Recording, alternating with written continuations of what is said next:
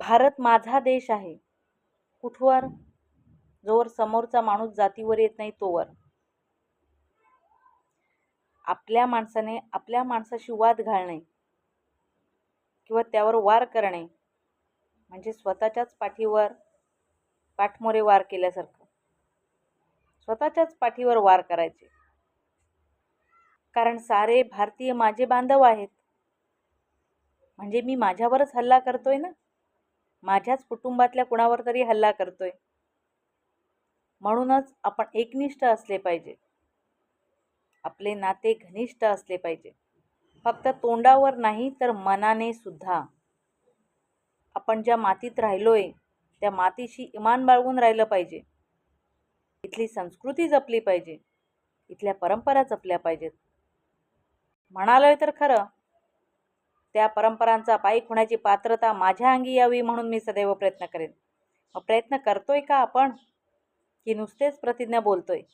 आपले वागणे असे असले पाहिजे की दुसऱ्यालाही आपल्या संस्कृतीचा, आपल्या परंपरांचा अभिमान वाटला पाहिजे, हेवा वाटला पाहिजे. पण आज झालंय काय, माणसाला सोडलं तर सगळं महाग झालंय. माणूस स्वस्त होऊन राहिलाय. आपली किंमत आपणच कमी केली आहे. त्यामुळे आपली मराठमोळी संस्कृती, मराठमोळ्या संस्कृतीचा वारसा हरवत चाललाय. काळाच्या ओघात कुठेतरी लुप्त होत चाललाय. नुसतेच मॅन बनून राहू नका, तर कधी कधी त्या मॅनमधून आपल्या परखड भाषेची तलवार काढून आपला ठसा समाजात उमटवा. दुसऱ्याचे चाकर म्हणून राहू नका, तर स्वतःची समाजात एक वेगळी ओळख तयार करा. हा देश आपला आहे याची जाणीव आहे ना. हा महाराष्ट्र आपला आहे. विसरलात काय? हेच तर आपण विसरून गेलोय. या देशातली हर एक वस्तू आपल्यासाठी बनलेली आहे. त्यासाठी कुणाची पायमल्ली करू नका. फक्त स्वतःचे कर्तृत्व सिद्ध करा. आणि एवढे लक्षात असू द्या, आर्या पार झाले, काहीही झाले तरी आपल्या मातीला दोष लागता कामा नये. आपल्या मातृभूमीचा एवढा स्वाभिमान असलाच पाहिजे. असे येतील किती आणि जातील किती, आपल्या माणसाच्या हाकेला मात्र साथ घालत जा. समाज असू देत ना विविध रंगाचा, आपण स्वीकारलंय त्याला. जगा व जगू द्या ही भूमिका न सोडता समाजात आपला मराठी बाणा निर्माण झाला पाहिजे. त्यासाठी माणूस जागा झाला पाहिजे. सुशिक्षित मुले सुशिक्षित बेकार म्हणून पाहिली की वाईट वाटते आणि त्यापेक्षाही अधिक चीड येते माणूस जातीवर. या समाजाची चीड येते ज्यांनी परप्रांतीयांना डोक्यावर बसून आपल्या लोकांचे हात सोडून दिले आहेत, आपल्या लोकांची साथ सोडून दिली आहे. आपल्या शिवबांच्या राज्यात काय विपरीत चाललं आहे हे. थोड्याशा आमिषापोटी आपण आपली मने विकली, आपण आपले इमान विकले, आपण स्वतःला गहाण ठेवले. पण तुम्हास ठाऊक आहे काय, यामुळे समाजात आज किती वाईट प्रसंग घडतायत. आपल्याच आया बहिणींवर वाईट प्रसंग ओढवतायत, बलात्कार होत आहेत, विनयभंग होत आहेत, महिलांचे जिणे मुश्किल झाले आहे. कामाच्या ठिकाणी महिलांना वाईट वागणूक दिली जाते आहे. आपल्याला नोकऱ्या नाहीत, no vacancy, no job, no आरक्षण.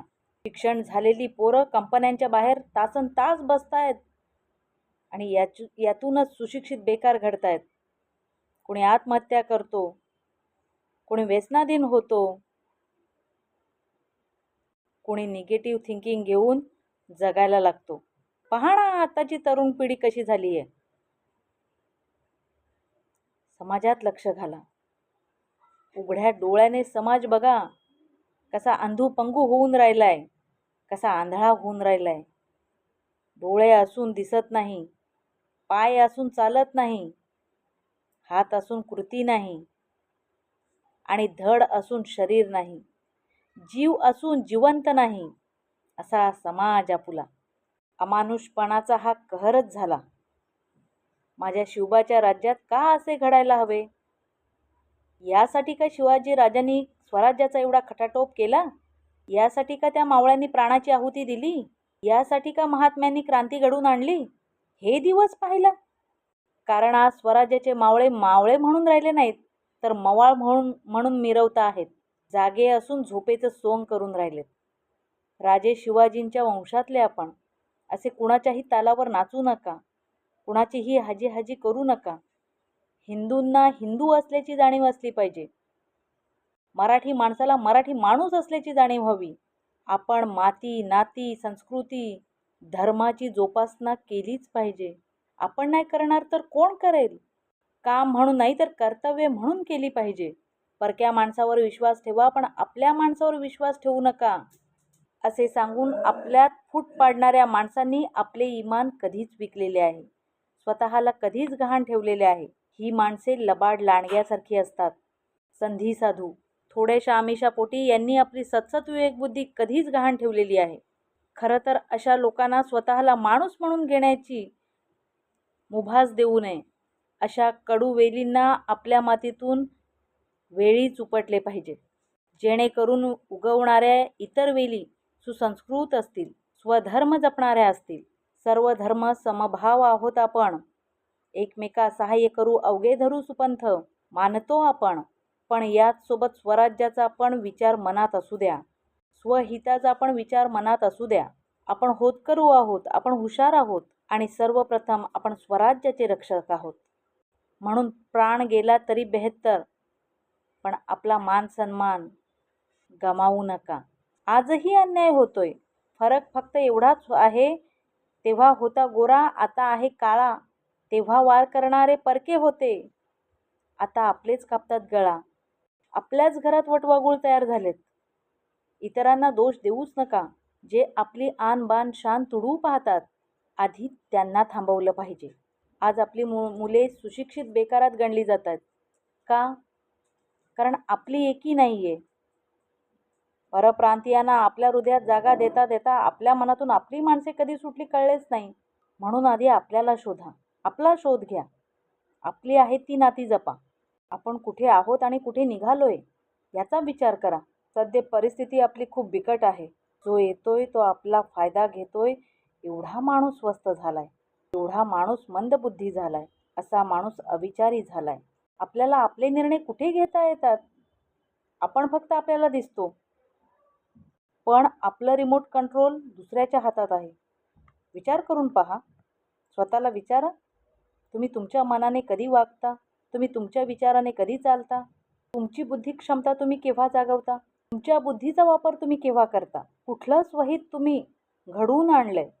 कधी तुम्ही समाजहिताचा विचार केलाय? तुम्ही विचार करता तो फक्त लोकांचा, लोकांनी तुमच्या मनात घालून दिलेला.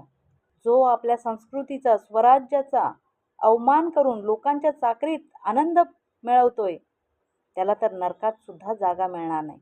आता इतर कोणते तुम्ही शोधायचं आहे, पहिले आपले कोणते शोधा. जेवढे हात बेरोजगार आहेत, आधी त्यांना आधार द्या, त्यांना मदतीचा हात पुढे करा. त्यांना गरज आहे तुमची. नुसतेच दुसऱ्याच्या चाकरीत मिरवत फिरू नका. तिथे फक्त तुम्ही चाकर बनून राहाल, मालक नाही.